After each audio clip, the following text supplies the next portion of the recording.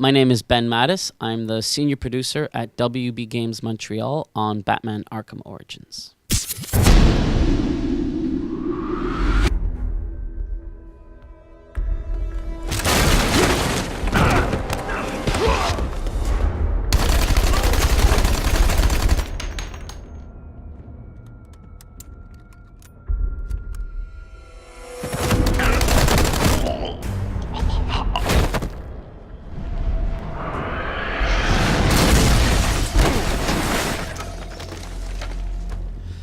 So as you said, Arkham Origins is a prequel.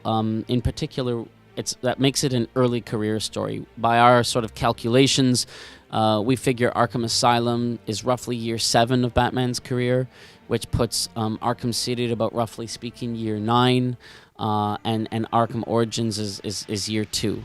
So at this point in time in his career, he knows how to fight. He's got his gadgets. He's been Batman for a couple of years now, and so he's had a pretty continual string of successes, and he's used to being the best. But all of that changes on the night that our game takes place.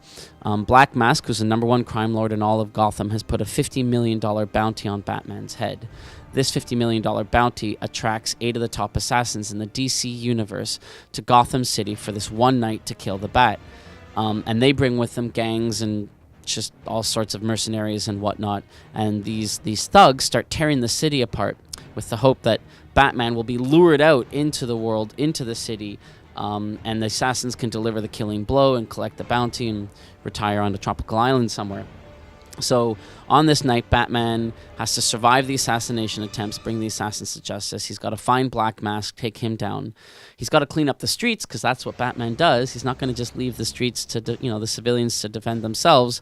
And while he's doing this, he's got to avoid getting arrested by the cops, because the police and Batman have a very antagonistic relationship in the early part of his career.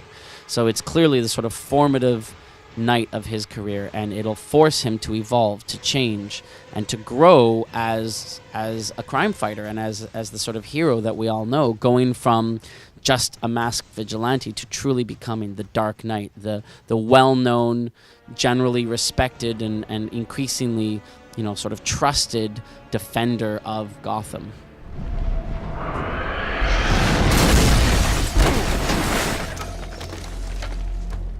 First and foremost, we would always and have always put gameplay first.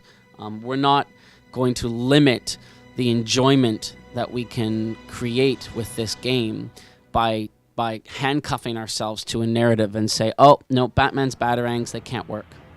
His bat claw has to snap 50% of the time, and he's got to trip over his cape in order for it to feel narratively cohesive. That wouldn't feel like an empowering Batman game. Luckily, there is a narrative sort of safety net within the Batman canon that serves us pretty well. And there's a sort of well-established part of the Batman canon that whenever he leaves the Batcave, he's always taking some subset. He's taking one suit, he's choosing one subset of gadgets, he may or may not choose one vehicle. He doesn't take everything with him in a trailer, right? And so the gadgets that we've introduced in Arkham Origins, and there are new gadgets, not necessarily more powerful looking, but certainly they give some more advanced abilities to the player above and beyond what they saw in Arkham City. Those gadgets, for whatever narrative reasons that we haven't presented yet, are shelved by the events of Arkham Asylum. Maybe Batman didn't like using them, maybe he lost them, maybe he decided he didn't want them, maybe they got stolen, whatever the case might be. And this is very much an established part of the character and has been, effectively since he was created.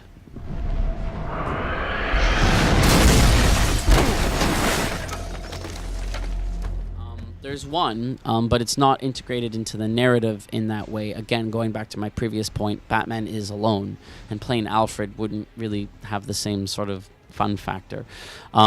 However, we really fell in love with the Destro character.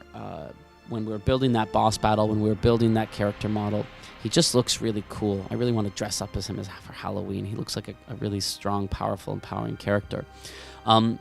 So we have created the Deathstroke playable experience, which is part of our pre-order campaign, where you get to play Deathstroke in a variety of challenge maps with his own moves, his own gadgets, his own ability sets, and obviously they're mapped to core Arkham gameplay, free-flow combat, gadget and predator use, but you get to have that Deathstroke angle on it. But it's not core, it's not tied into the narrative. It's a sort of standalone experience.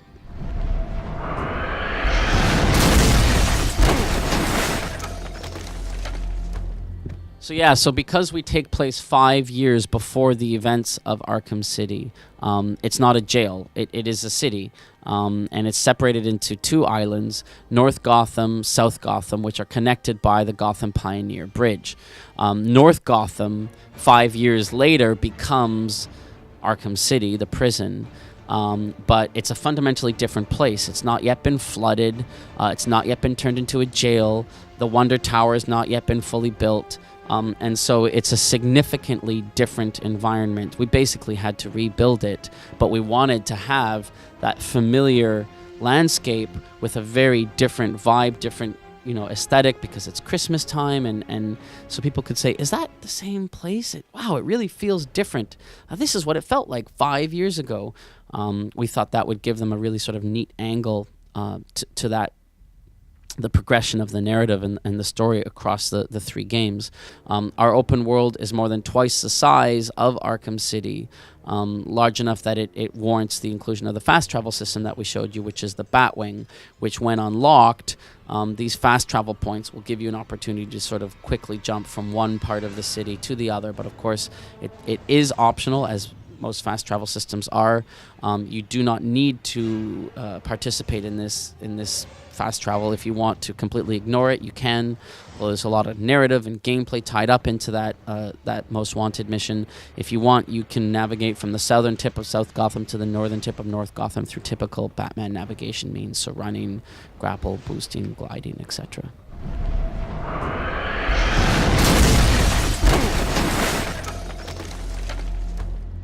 Worth reiterating right off the bat is that the multiplayer was developed by another studio, Splash Damage, while Montreal focused on the core campaign.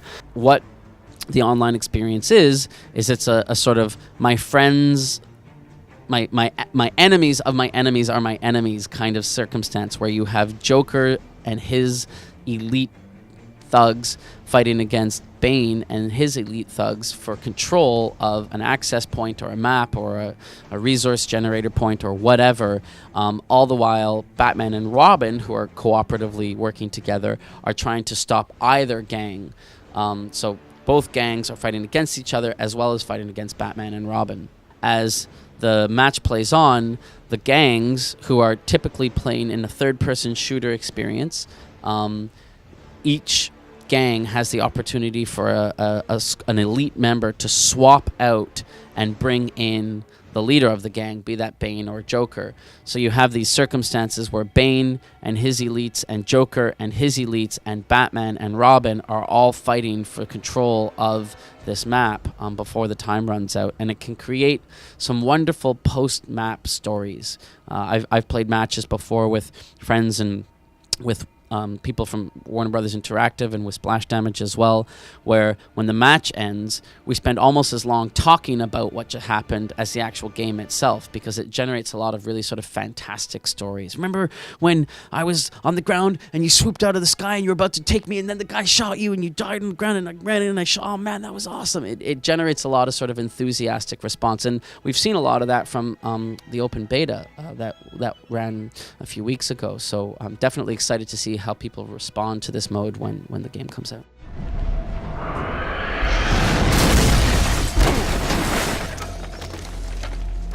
Yeah, so Batman Arkham Origins comes out in a few short weeks. October 25th on the PlayStation 3, the Xbox 360. Obviously, there's the Wii U SKU as well that we are just talking about. And then, as I mentioned earlier, it also ships on the same date on the Nintendo 3DS and the PlayStation Vita with Batman Arkham Origins Blackgate.